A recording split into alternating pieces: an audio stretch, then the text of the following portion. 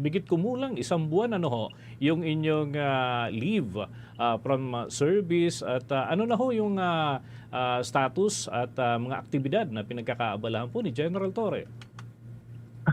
Well, Bobo Dennis, floating pa rin tayo. Naghihintay ng bagong Mm. assignment. Nasa personal holding and accounting unit ako. Mm. And, well, because medyo maraming free time, nakakapag-organize ng konting mga advocacies, yung mga malapit sa puso ko, gaya ng halimbawa, anti-bullying.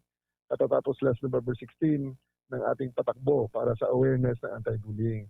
At ngayong umaga naman tayo ay dumalo sa Climate Change Commission, yung paglunsad nila ng Climate Change Task Force at ginawa tayong inducting officer doon sa kanilang event. So may mga side hustle kumbaga habang naghihintay ng sunod na assignment.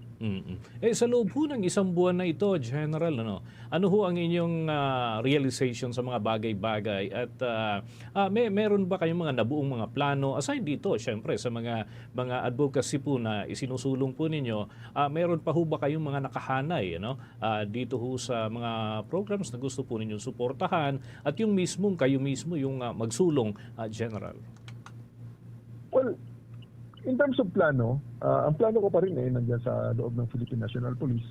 At dahil ako ay presidential appointee, nasa level tayo na ang nag-uutos sa atin ang presidente ng Pilipinas, hinihintay ko ang kanyang ipag-uutos. At ito ang latest na utos, nandito muna tayo sa Pihaw, kaya tayo ay naghihintay ng kasunod na kung ano man. Kasi ito ay utos din naman, posisyon din naman, walang pwesto sa tingin ng iba. Pero ito ay isang lugar din na pinag-a-assignan ng mga pulis na sa ngayon ay naghihintay ng other major or significant assignments.